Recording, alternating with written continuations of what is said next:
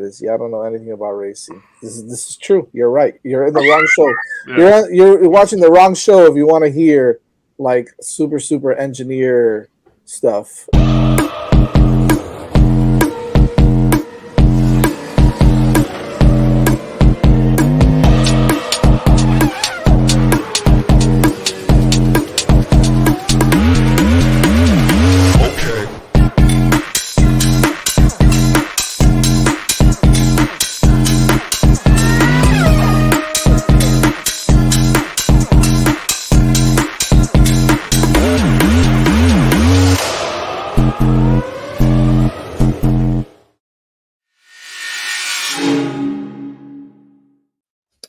Hello and welcome to Hitting the Apex with my man Evan. Jazz will be joining us shortly. Evan, how's it going?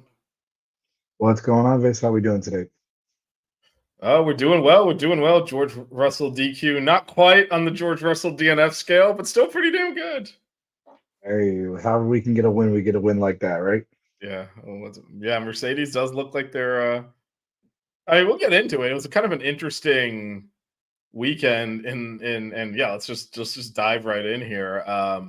So just a quick recap and then we'll kind of dig into this a little bit. So the Belgian Grand Prix was last weekend. George Russell won on pace and then was disqualified for having a car underweight. We're going to dig into that too and what that implications of that might have been, whether it affected performance and all that. But for a while there, it looked like, to Brandon's point, Mercedes had pulled a 1-2 there that didn't end up happening. Shout out to Jeff. How's it going? And so he got disqualified. So Hamilton got the win, Piastri second, Max third, I believe. So that's where it ended. But yeah, a lot to go into. Max taking engine penalties while being clearly the fastest car in qualifying, and it wasn't even competitive, but then didn't have the race. I was certainly, so I guess let's start there. I was definitely worried, and I'm curious to get your take on this. Were you worried he was just gonna blitz? Like, I mean, he's done this multiple times in the last few seasons. It doesn't matter where he qualifies, give him 5 laps, he's at the front. Were you at all worried about that? I certainly was concerned about that. I don't know if I was concerned about it. You could really see that he was setting himself up for qualifying. They kind of looked at the forecast, saw there was going to be rain. They set themselves up with a little bit more downforce. So he had a better setup for what the conditions were during qualifying with the rain, with the that track at Spa is really a race of 2 different sections. It's section 3 or sector 3 and sector 1 are, you want low downforce, you want top speed, but that sector 2 you really need really strong downforce. And if your car is more set up for that low drag, that higher speed, then you're really going to lose a lot of time in that middle section. But Max, they were saying it all weekend, he had a bigger rear wing, he had a stronger or a higher angle of attack on it, so he had that higher downforce setup, and it really paid off for him during qualifying. He was able to use that downforce to gain more traction and ultimately have the better lap, which set him up. I mean, with that being the case, though, what do you think about that approach? Knowing that, I mean, going into qualifying, they knew he was going to take a 10-place grid drop, so he started as far up as he could, which was 11th. Yeah. Do you think that strategy was wise, given they knew they were going to have to overtake during the race? Like, he was not going to start up at the front, so. Well, for sure, because he was looking at it like Spa is the type of track that you are able to pass on. It's not like how it was the last week or how it is in Monaco. You are able to pass it at Spa, but there is times where you'll get into those DRS trains, especially in sections or sectors 1 and 3. There is that situation that'll happen. But in that middle sector, you're able to make those passes, and I think again that's what he was kind of trying to set himself up for. I think he kind of knew, hey, if I can gain a couple positions in the beginning of the race at the start, maybe I can fight off a couple of these people. Maybe I can get past a couple of these people in that middle sector. Maybe I can, make up for the deficiencies that my car's having at the top speeds by just going ahead and sticking with them throughout the rest of the lap. We've all said he gains at least 2/10 on everybody else just because of how talented he is. at least that much. We see that because, I mean, you look at his teammate in the exact same car with probably a similar setup, falling back in the race, going from second place all the way down to what, sixth, seventh, I think it was, seventh place, I think it was. It was Oh, 8 and then promoted to 7th after yeah, Russell's exactly. DQ. So, I Yeah, which is mean, as low as you could. I mean, there's 4 teams. That's as bad as you can do. exactly. But I mean, So that's a whole it's other. like We're that's gonna what it get is. into in a bit. Yeah, we're gonna get into that man in a bit. Actually, I screwed up a little bit. I screwed up the running order a little because I mean, Jazz isn't here for this. First of all, shout out to Kelly. Jazz isn't here for this, but Leclerc put it on second, and that got promoted to pole when Max got his 10th place grid drop out of nowhere. Really, the Ferrari did not have pace, throughout the qualifying, but then he pulled. It was changing conditions and just drove a brilliant lap and jumped up to the top of the grid when everyone else could not find any more pace. So he actually Yeah, and started for, again, and he actually finished third. I had that wrong. Max was fourth. So I'll pull this up so we can view it, but it was it was Leclerc into third, which I felt was all down to the driver on that one. That car was the fourth best car on the grid. yeah, So out of seventh or eighth was probably about right where it should be. You got Checo, so he's automatically to the back of the line. That moves you up one. But he drove the hell out of that car to get up into fourth and then promoted to third. But hung with the top of the field for most of the race, held off Max. Really a good drive from him. yeah, especially in that last stint. You had Lando, you had Max, you had probably the two fastest drivers so far on average this year right behind you, and he fought them off. I think he had a similar setup to like how Max had, where they had a little bit more downforce. They ran a little bit more rear wing than Lando did in the McLaren, and then the Mercedes did. But this really came down to a strategy call. This whole race came down to a strategy call. I mean, even going as far back as to Fernando. Fernando being on that one stop as well. Both of them got up into the points pretty far, a little bit more than maybe what they should have. But this was a good race overall for us who enjoy watching these competitive races. There was good racing all the way throughout the grid. There was good battles, going into the turn right after the long straight in sector one. Every single time you saw somebody making a pass, Yuki making a pass, Esteban making a pass, everybody was making good passes all the way up and down the field. And it was just a good, solid race overall. It was something that I really enjoyed watching, and I can't wait. This next month is going to be hell for us just to sit here and not see racing. So Yeah. As Evan alluded to, we're heading into winter break. We'll probably take a little bit of a break here on the show too, but yeah, that is. I think the drivers need by the time they disqualified George Russell, like Lewis Hamilton had gone. He was on vacation already, so there was no. They usually do the photo. He has no pictures with the trophy. I mean, he has plenty with that trophy, but not current ones from last weekend. But yeah, so I mean, I think everyone was just ready to get out of there at that point. Yeah, I mean, Carlos Sainz, I feel like he kind of drove it to where it needs to be. The driver I want to talk about though, before we will then get into George Russell's DQ, like what might have happened and kind of impacted that, but. Lando Norris continues to throw races away at the beginning. This is the second race in a row where he got jumped by his teammate and several other cars, and it's costing him. He should have been up there with Piastri, potentially, winning this race, and instead, he gets caught behind Max, who's, that Red Bull. It's lost a lot of its dominance, but it still has the best DRS. It's fast in a straight line. It's not easy to overtake, so he was able to catch but not pass. The other thing we haven't mentioned is they did shorten the DRS this year, which did make passing more difficult, and it was much harder to overtake. But this is now multiple races in a row. He's in a title fight, and we'll look at the standings in a minute. But he's just leaking points by getting off to poor starts, and this is just another example of that.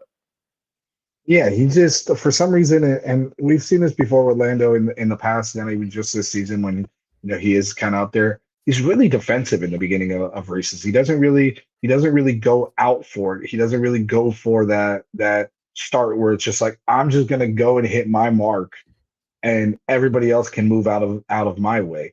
He's always, oh, I got to block this guy, or oh, I got to come across the track to block off Piastri as it was this race, or I got to try to cover off Max in whatever race it was. He's always trying to come across the track to get in the way of somebody else instead of just going for it yourself. The outside line and turn one in spot is a line that you can take. It's not like, it's a line that's going to throw you off completely and you're going to, be in the gravel and be out of the race.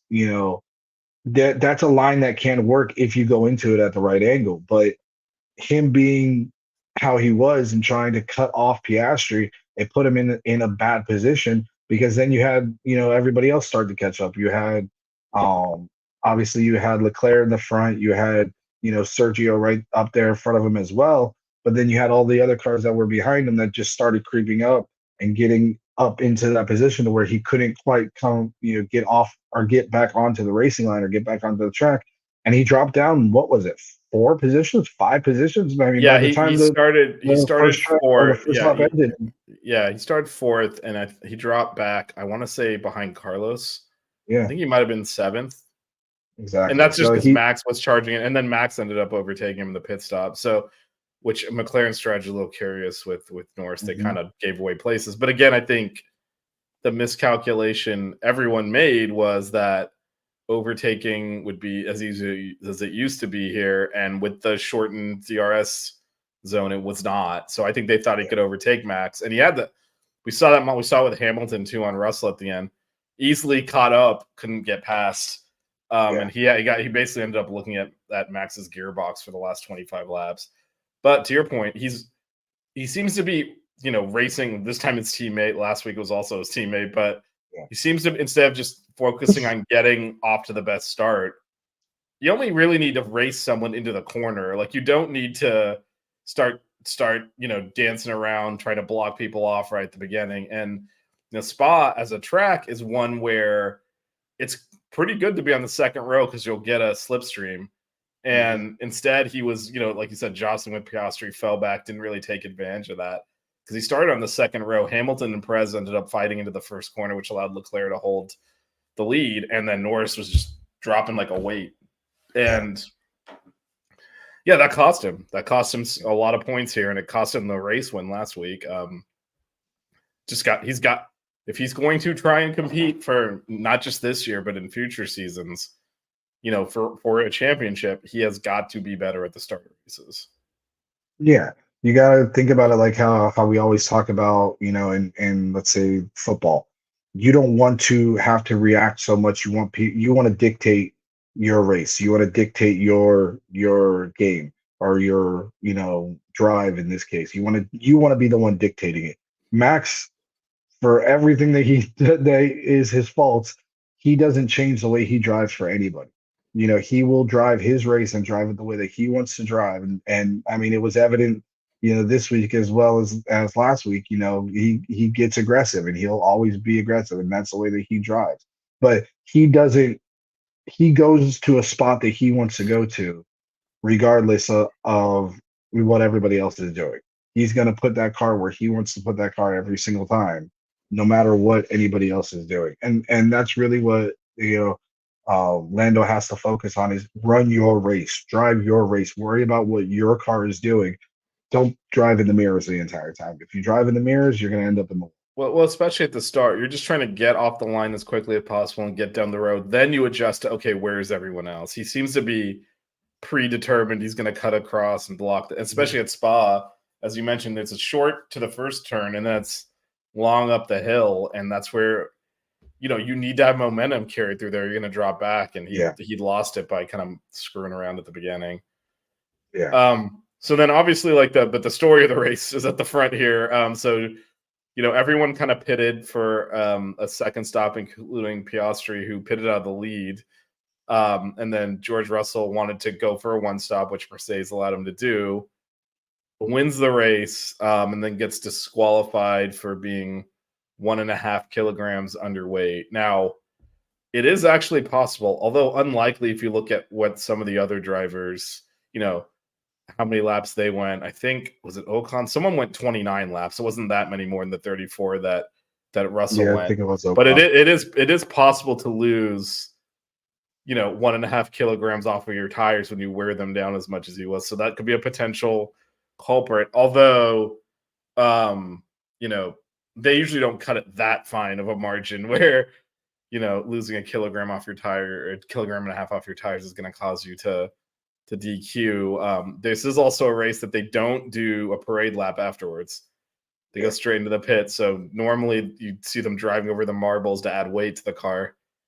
Don't do that here. You go pull straight in and get weighed. So didn't have that opportunity. But it was likely just dead from the beginning.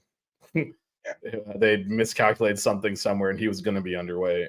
And just to be clear, it was not his fault. It was not, because sometimes, they underfuel the cars, and then it's on the driver to conserve enough fuel to finish and have enough for a fuel sample. He had plenty of fuel in the car to do that. It was the weight after the fuel had been extracted, because initially I thought, he was pushing to keep Hamilton at bay and didn't have enough fuel for a fuel sample, which I believe it was Vettel a few years ago got disqualified for that when he finished second in Aston Martin. So that does happen sometimes if you're pushing too much to keep a lead or to keep a position, you burn your fuel down too much there. It does need to be, there's regulations, but that was not the case. He was just underweight without fuel. Yeah. I don't know if you have and pretty. I was going to say Pirelli's chief engineer and had stated that because of the distance of the track and the way that the tires were wearing, it's completely possible that, with the fact that he ran so many laps on those tires, that it is a plausible reason that he could have taken enough weight off of the rubber to equal that 1.5 kilograms. And for context to our mostly, I would say, American listeners, at 3.3 pounds. So I mean, think about 3.3 pounds. That's all it is that this guy got disqualified for. And the same type of thing. If he was able to add that rubber onto the car by going around and hitting those marbles, it's a possibility that he would have been able to add that 3.3 kilograms or that 1.5 kilograms or 3.3 pounds.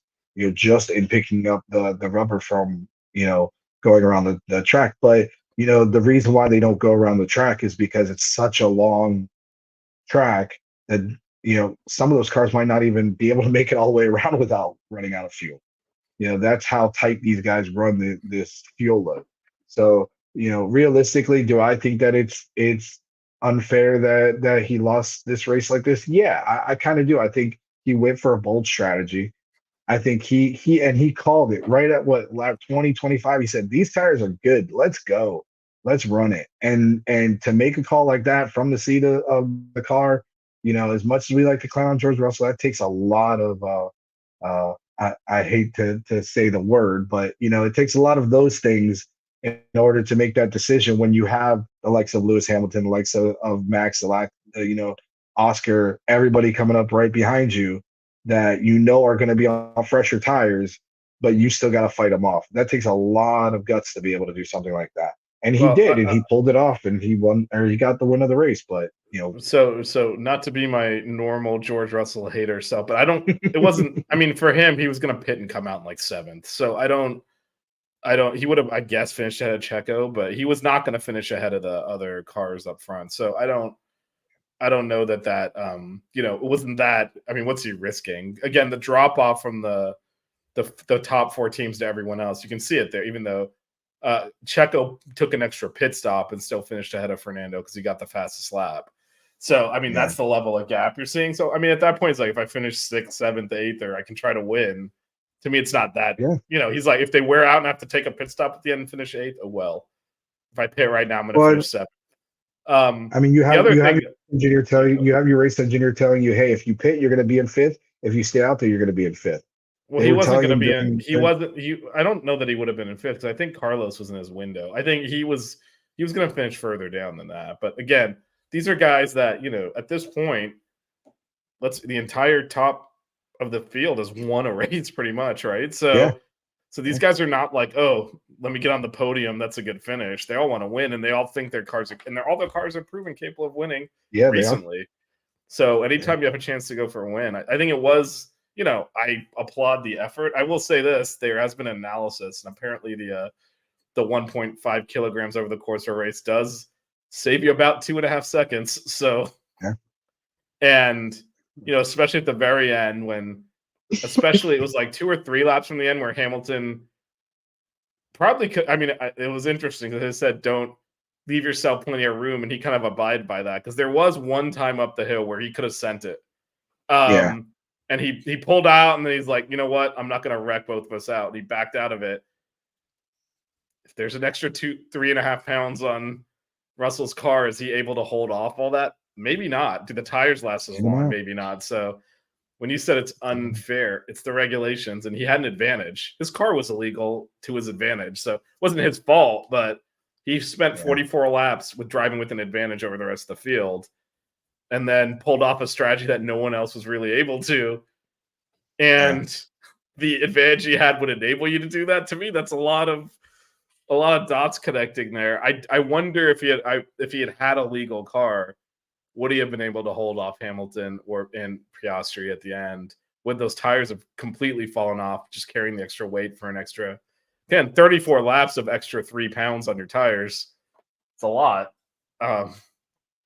You'll never know. We'll never know. You see, now that's where it comes into the thought process of, do you think that they should be weighing these cars after the race without the tires? Because think about it, the tires and the fuel are variables that can change, or that are the things that they use during the race. The actual car weight, the actual weight of the car without the tires and without the fuel, that should be what they're judged on, in my opinion. If I think about it like that, if you're using up more tires because you're driving harder, if you're using more fuel because you're driving harder, yeah, the car is going to be lighter, but you're also using all those things. You're running the risk of running out of fuel, running the risk of blowing a tire because, obviously we haven't had that in a few years, but, overall, the advantage that you would be talking about in that situation is if his car has been light the entire race. All of these cars, if they use up too much weight on their tires, it was light the entire race, basically, unless you think he lost 3 pounds off his tires, which is a lot. But that's what Pirelli said. Everyone's saying it's possible, but also we got to understand too. Unless they're complete idiots, which I don't believe. 7-time world champion Team Mercedes is. They would have had extra weight in there anyway. Someone screwed something up on their calculation, and they just messed up. I think it's pretty obvious because you don't cut it to the point where you can lose 3 pounds off your tires and be underweight. Like that's just, and the Hamilton's car was not, so it's not like something with the design or anything. No one else's was. So I mean, I think they screwed up because they actually do add ballast to the car to make sure it meets weight, and they probably forgot to add them or something. They said we'll take it back. We made an error. They didn't say then afterwards like the tire stuff kept, but they said we made an error. My guess is they forgot to add the weight to the car or something that they're supposed to do. The reason that they you can't wait without, like, they do weigh without the fuel, but they do need the fuel to take a sample. They do a whole, essentially, an entire technical inspection of every car because they analyze the fuel. They take the fuel sample, they test it to make sure it's not like been chemically altered to cheat. So they do all these analysis after the race. That's why they have that, and they weigh it with the tires on as well. I'm not sure, like you said, I guess they could weigh it without the tires, but I have a feeling he would have been underweight then too, because 3.3 pounds is not a lot in like the grand scheme of things.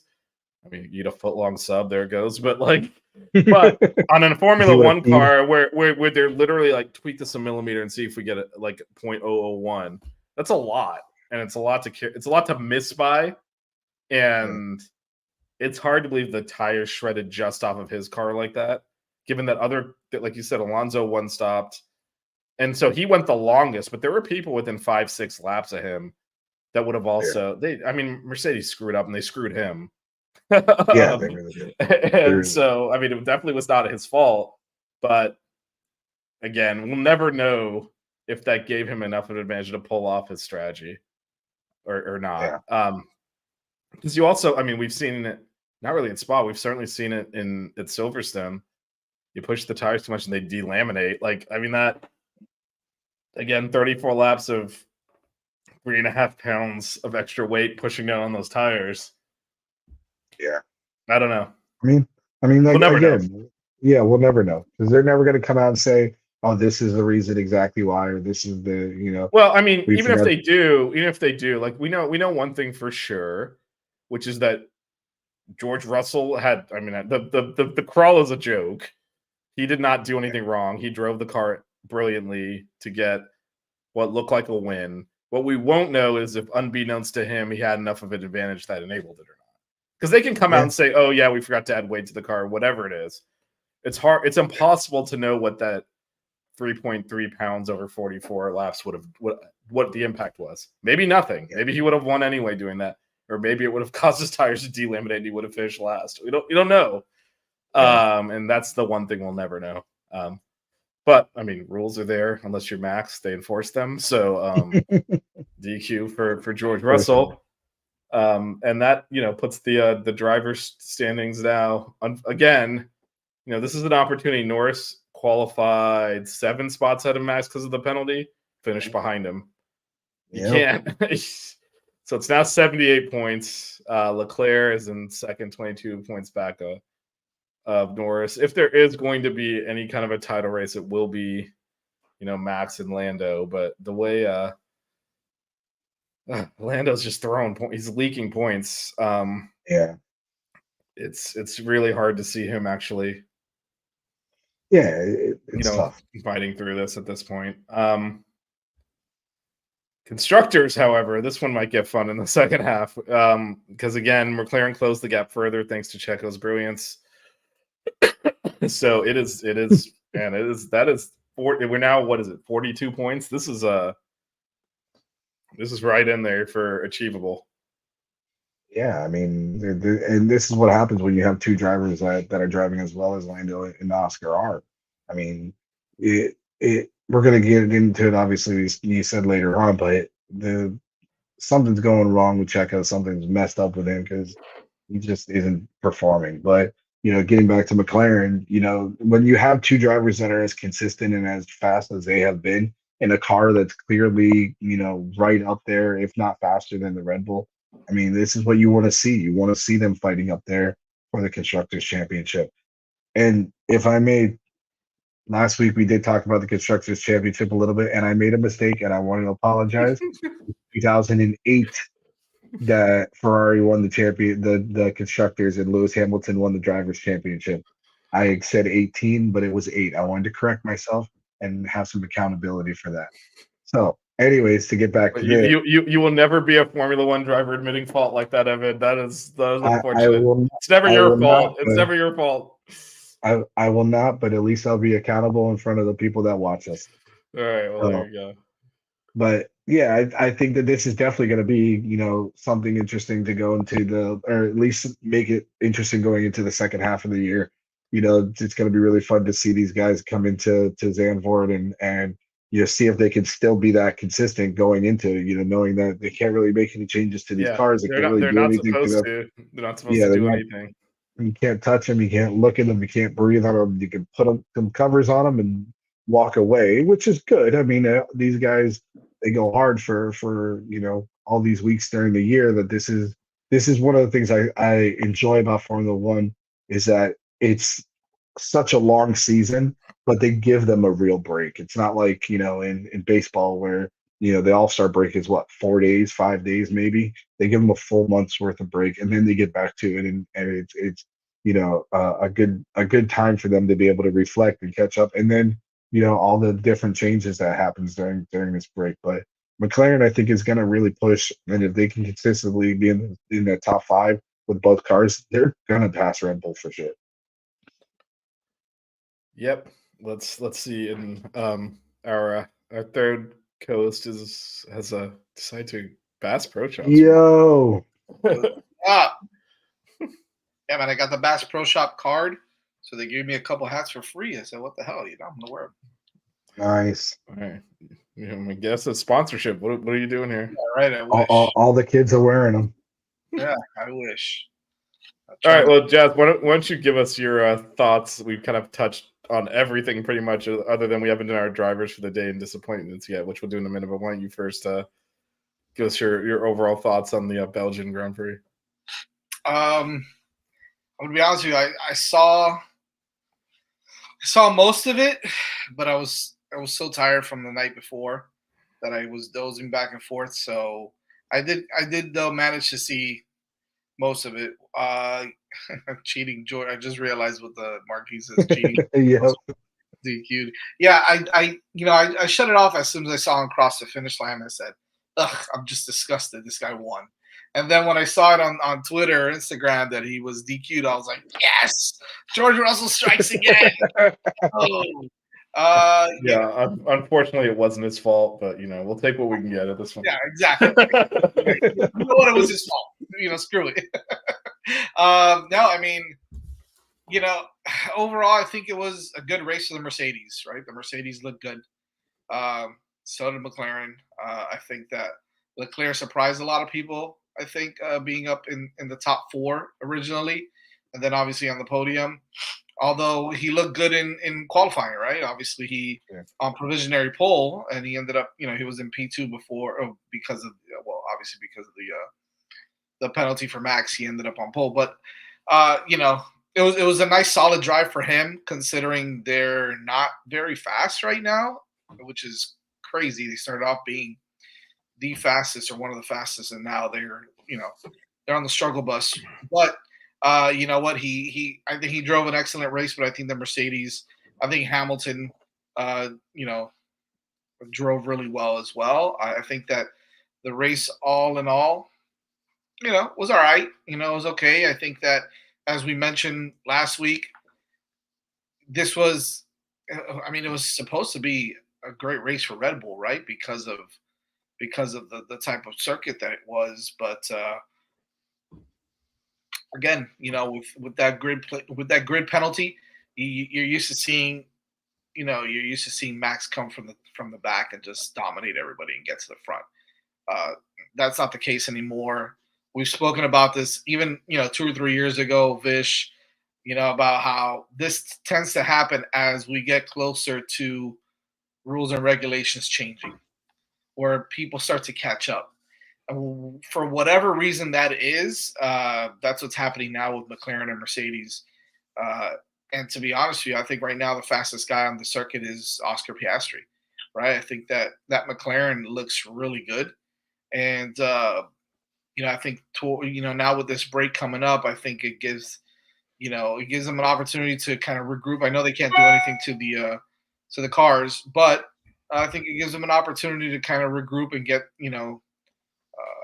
their bearings in order. And I heard what Evan was talking about towards the end there, that they could very well catch Red Bull in the constructors. I think that that's a very real possibility now, with both McLarens performing the way they are and only one Red Bull performing at a decent level.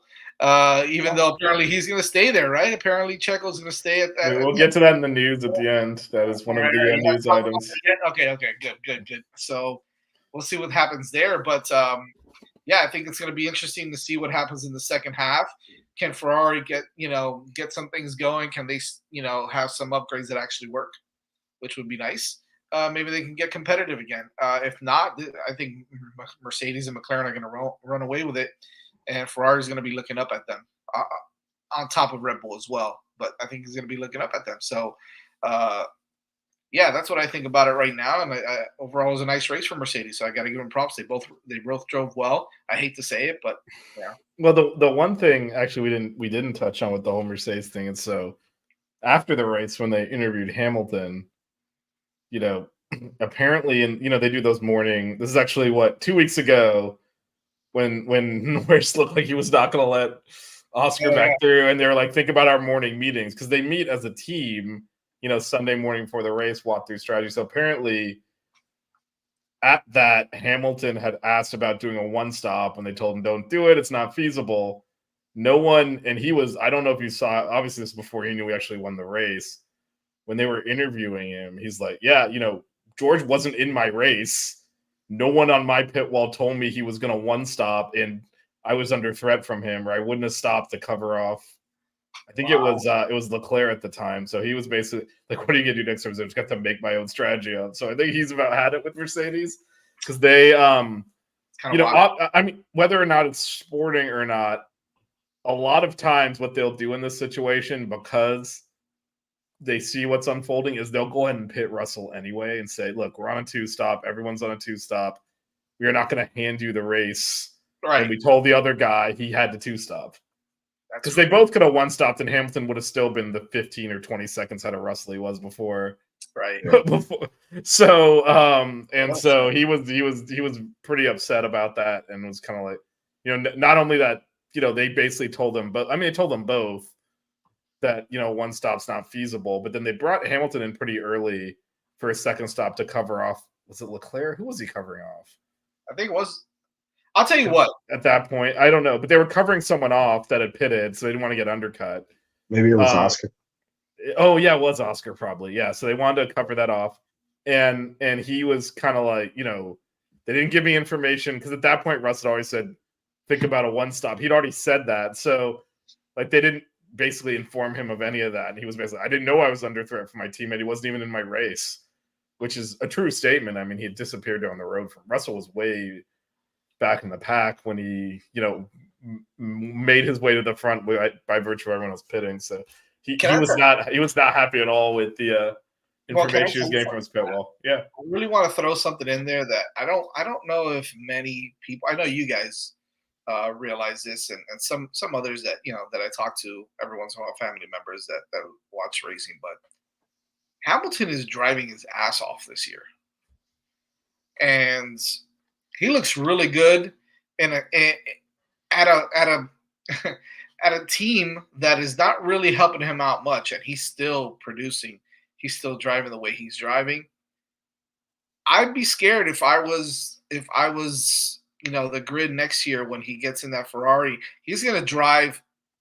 I mean, he's he's gonna make Leclerc want to cry with how good he's gonna look in that car, because if he drives this way next year, there's no doubt in my mind that he's going to win a couple of races just based off of what he's done. Because I think that Ferrari has more in it than maybe it shows at times. But you've got a guy you've got Leclerc that's still kind of driving erratic. He's still making a lot of mistakes, and you got Sainz, which I love to death. Obviously, you guys know I love Carlos Sainz, but sometimes he doesn't really show his true potential, and he, kind of, I don't want to say he's lazy but it just doesn't. He doesn't put it all together. Hamilton doesn't give a crap about any of that. He's going to put it together. He's going to try. He's going to go after it every single time he's out there.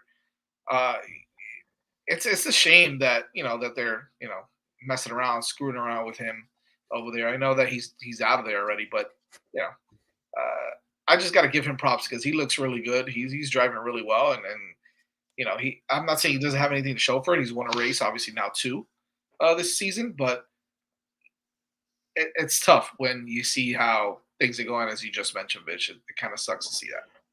Yeah, and I'm surprised he was that vocal about it.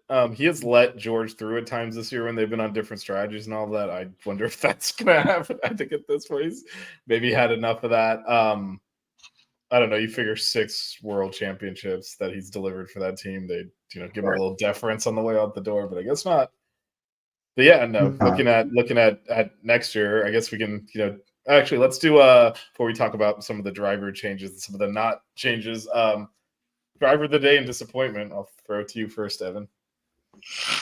Driver of the day,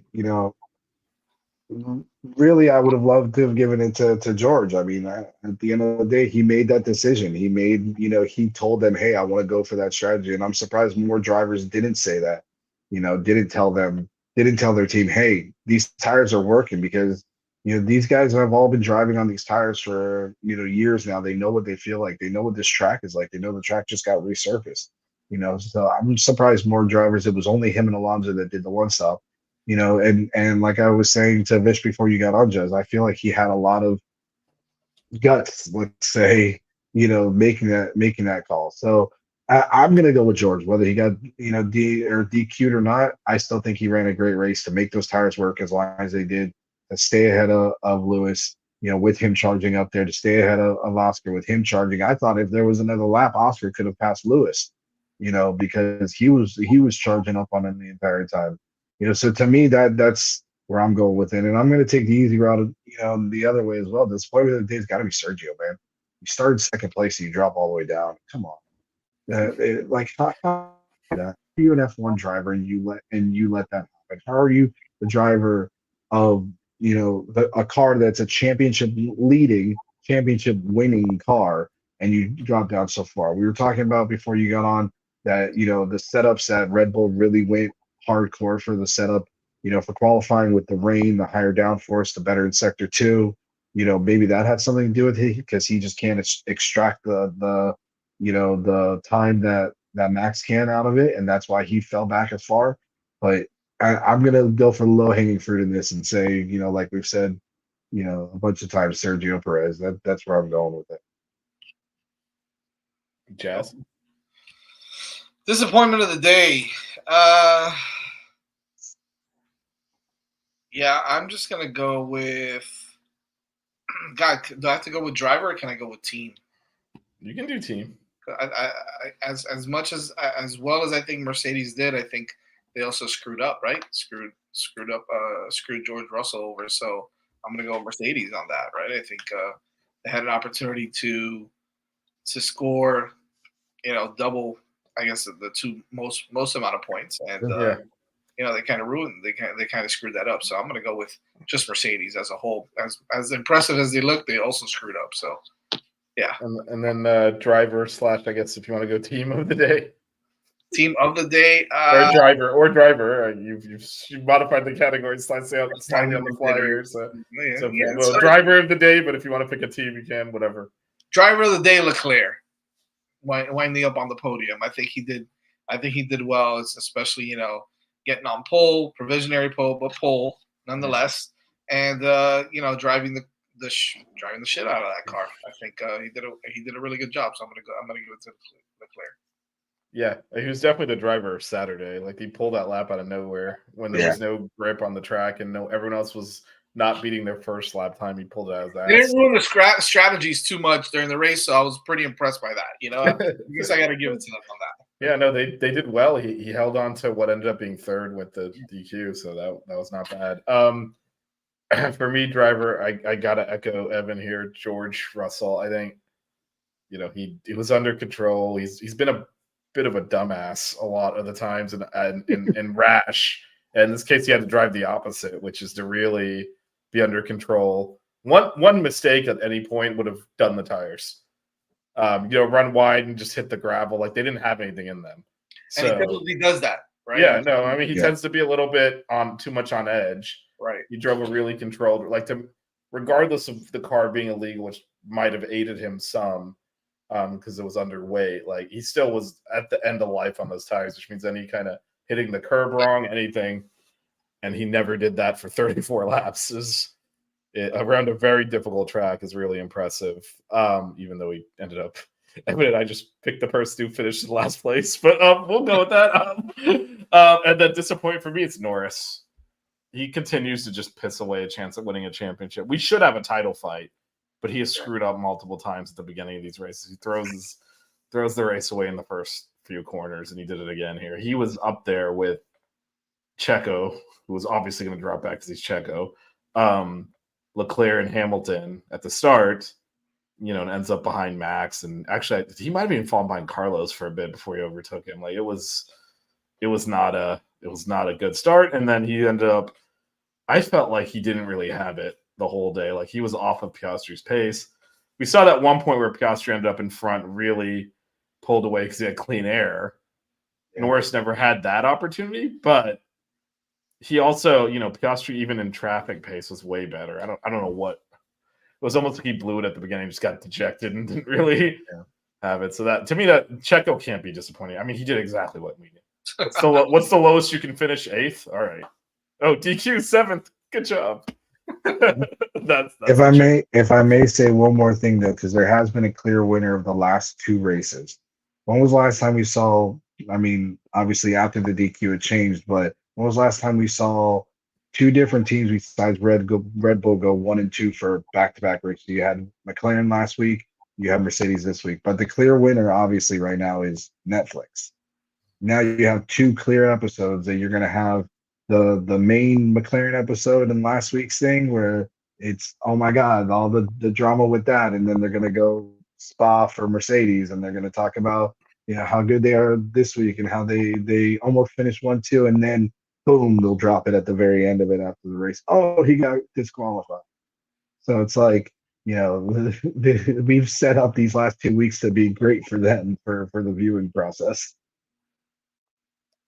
It's gonna be fun. They'll create it even if none exists. So. Exactly. All right, let's get into some news before we wrap up here. So there's a lot. Let's start with this. Is not the order I put them in the doc, but let's go ahead and start with so apparently there were some meetings Monday morning at Red Bull HQ, and they have decided to stick with Checo for the rest of the season. Evan's nonverbal communication skills are on point there. I'll go to you. You seem like you have something to say. No, it's just I don't understand it. I really don't. There's a lot of good up and coming drivers. Yuki's been hustling that RB for the entire year. Daniel, is Daniel, and he had a good showing this week. I mean, was he in the top 10 this week? I think he ended up being, right. If I'm not mistaken. Yeah, he ended up, 9th place after the DQ. So, like, how are you as Red Bull still justifying saying we're going to keep a guy that can't even keep the fastest car or one of the fastest cars on track up in the top 3, up in the top 5? How are you justifying this? Like, how are you saying that this is okay? This is fine. We'll be okay. Or have they just resigned themselves to saying, we don't care about the Constructors' Championship anymore? We know we're not going to be able to win it if McLaren sticks at this pace.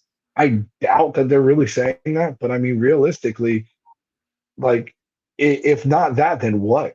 I mean, how do you justify this? How do you say to yourself, like, this is the right thing to do? You can't. You're starting a quarterback at UM, and he throws 5 interceptions every single game. Are you going to start him for the following game after that?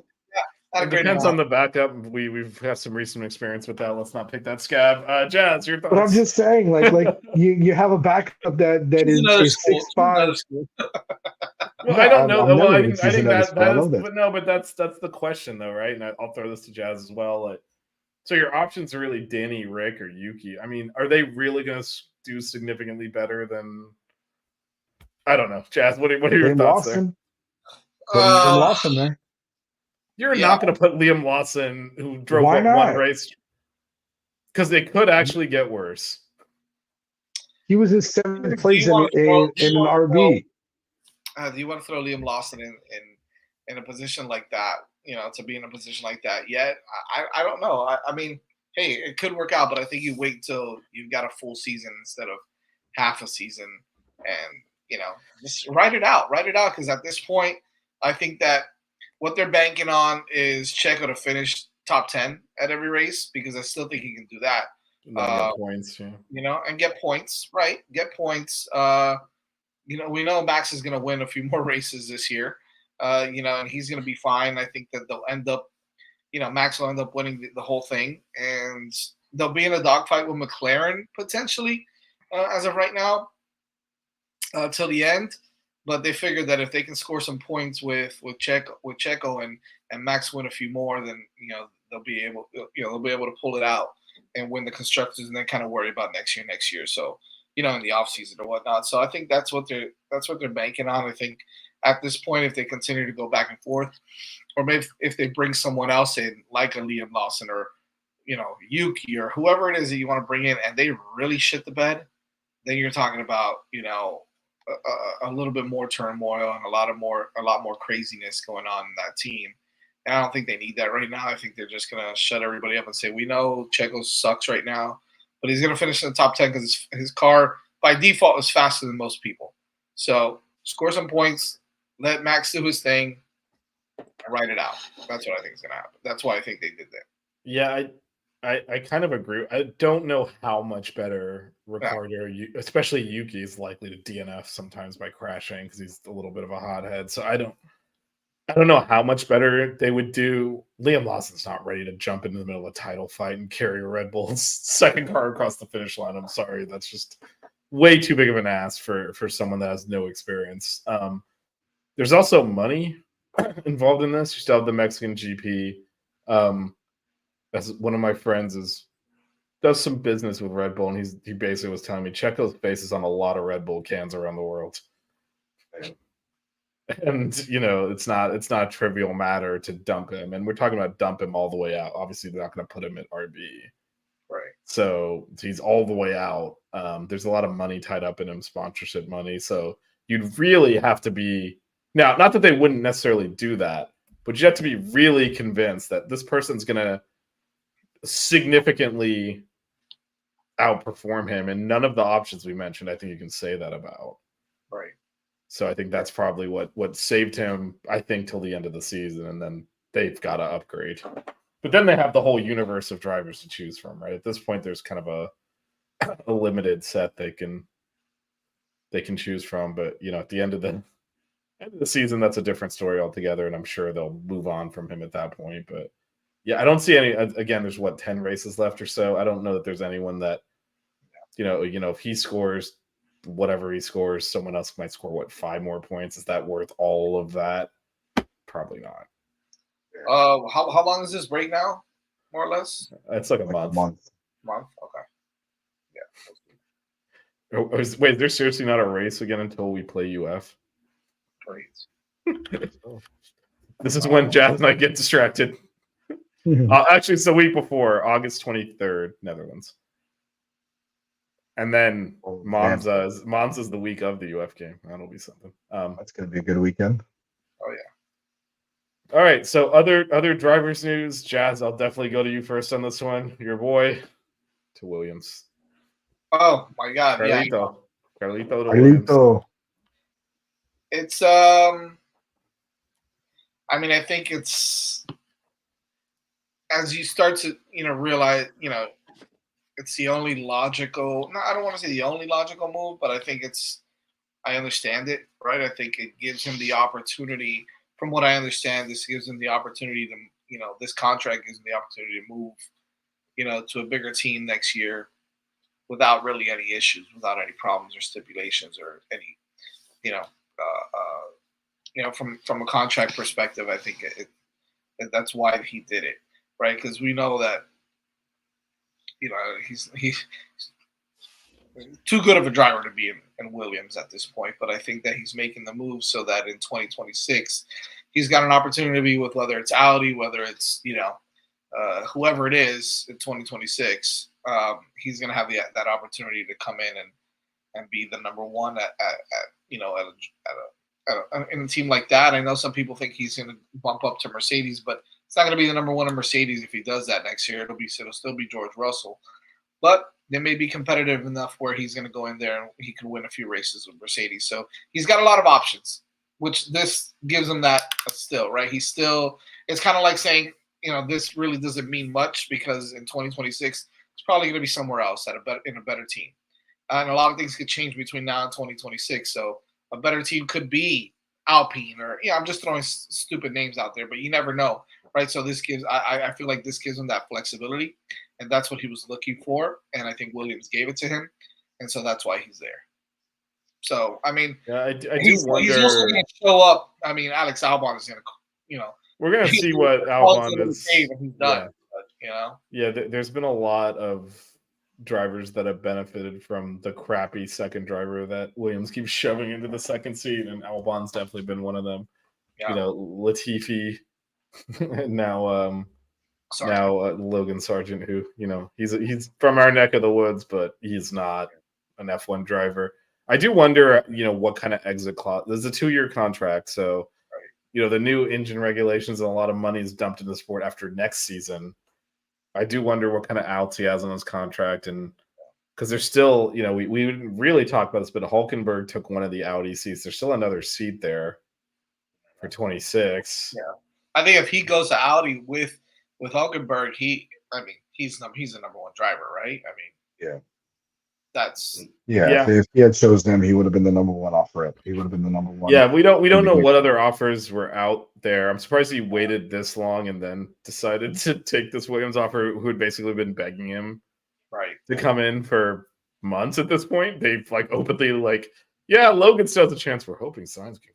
It was just like, yeah, we're evaluating all these options, and the one we wanted, like they've been very clear they wanted him, and maybe that's part of it too. He's been dumped by Ferrari, even though he outperformed Leclerc for multiple of those seasons, and maybe it's just sometimes it's this team really wants me, and that might matter. They respect him a lot more than Ferrari has, right? It might help Williams. Maybe they dump a whole bunch of money in him now. You know what I mean? And somehow they figure it out and they get competitive. Could happen also, right? Stranger things have happened. So yeah, I mean, if you think about it, you have both those drivers in that car. That car with just a little bit more development, maybe a little bit better stuff. James Vowles is doing a great job, with that team overall. But that could potentially be a top 8, top 7 team in the constructors. I mean, even maybe a little bit higher than that with now 2 quality drivers that are both top 10 drivers. I know how you guys feel about Alex Albon. I think he's a quality driver. I think, the car is a limiting factor for him. Him going into Red Bull, nobody ever does good in that second Red Bull seat. And then everybody kind of got soured towards him after that. But I still feel like he's a quality driver. I feel like he's somebody who is. I don't think he's terrible. I think he's pretty good also. But I mean, Carlos Sainz is, he's had the luxury of being next to Sargent and Latifi. So it kind of for sure better. But I don't think he's that bad either. For sure. But this is going to be, I think, a fight. This is, I think, going to be a fight a la McLaren this year. Who really is going to be the number one of that team? We all are assuming it's going to be Carlos Sainz, but what if he doesn't gel with the car? What if he comes in and there is that learning curve of how that car handles compared to the Ferrari that he's been in? Personally, I think he could have clearly been the number one in Ferrari for a good stretch of the time. I mean, like we said, he has been outperforming him, but he hasn't had that ability. That's why it was kind of shocking to me that he didn't take more stock into going to Audi or Sauber at this point, because he would have been that number one clear cut from day one. Albon has still been there for a little while. So, I mean, who do you give preference to there? The guy that's been there for three years now, who has shown himself to be quality, who is, kind of got them to being up there fighting in the mid pack, or the new guy that you just brought in?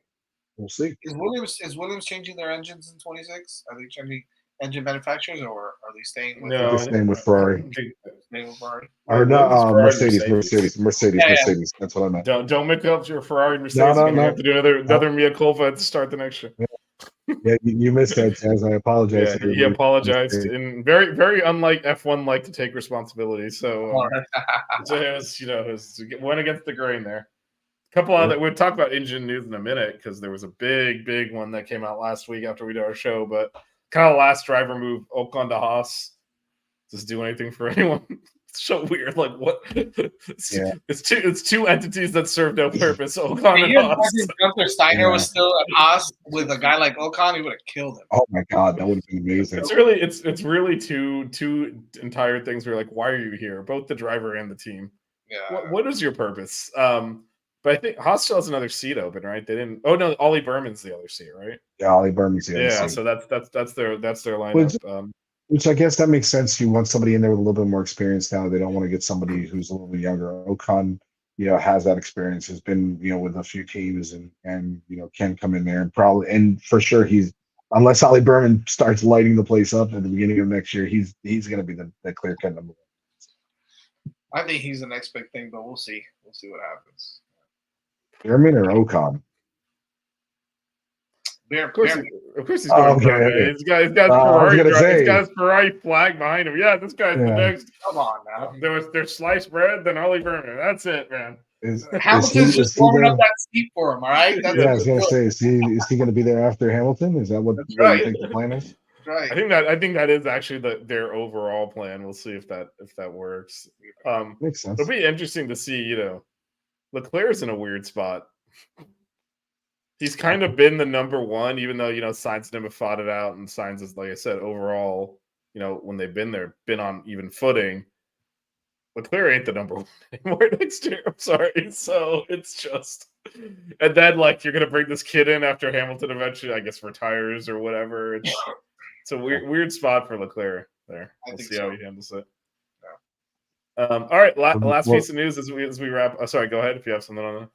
I was gonna say the real crazy thing would be if Ferrari comes out with a package next year that's just incredible, that they're up there in the championship with Lewis Hamilton winning the championship potentially if the car is good enough. How would they feel against Leclerc there? Like, I'm sorry, but that's just Lewis Hamilton, and Lewis Hamilton winning it in a Ferrari might be a little bit more, enticing. Well, how about this? All right. Ollie Behrman is still ahead in the points, ahead of Gasly, Magnussen, Ocon, Albon, Zhou Guanyu, Sargent, and Bottas. All right. So, Wow. yeah, like that guy's sitting there, hasn't raced in like 10 weeks, and he's still ahead of all these guys. All right. So that's the next GOAT right there, man. Be careful. Here he comes. Oh, man. All right. Are we done? Just one last quick thing. We talked engines earlier. So Alpine is not going to make their own engines anymore. They're going to Mercedes. That's right. So that's a pretty seismic shift. As not only is they didn't have any customer teams, but yeah, they're going away from being a works team. You have to wonder if this is like the beginning of going out of the sport entirely. Not sure what the future is there. Mercedes had lost Aston Martin's going to Honda engines in the new engine reg. So basically Alpine's going to replace them as a customer team. Very very weird. It's rare you see a team do that. Yeah. And it's an interesting thought because weren't they supposed to be the one that supplied the engine for a or an Andretti? Yeah. The original plan was they would supply engines at the beginning while they developed the Cadillac engine, Cadillac badged engine instead. Nope. Now who would be the one that would supply them? Well, since Andretti got cop blocked, they're gonna have to buy another team basically. So Haas or maybe Alpine. That's what I was thinking. Maybe it might be Alpine going in there with that. Yeah, if they see if they want to exit this, I don't know. Yeah, not being a works team's weird existence. Then in terms of what they're trying to accomplish, they've always done their back when they were called Renault and Alonso won titles. It's always been their own engine. Most of Red Bull's titles were with the Renault engine. Also, this is a weird. This is the end of an era. It's hard to remember that now because they've been there. They haven't been supplying other teams, and they've been poor and been clearly the weakest engine, this newest spec. But yeah, there's a lot of history walking out the door when they can those engines. A lot of changes, man. A lot of changes. All right, now we're done. Now we are done. Yeah, so I said this at the top. We'll probably take some time off a little bit with the summer break. Nothing. They're technically not allowed to do anything, so I don't know what we were talking about. But yeah, we'll be back closer to the Dutch Grand Prix where everyone will be dressed up to cheer for McLaren, which is nice. So I'll always get that in there. It's gonna be a lot of orange smoke. Yep. Oh god, the smoke, these idiots. The driver's like, I can't see. Listen, when we come back, I mean, it's football season too. So yeah, well, I mean, be Florida. That's it. That's what it's all about. All right, fellas. See you guys. All right, guys. Have a good night.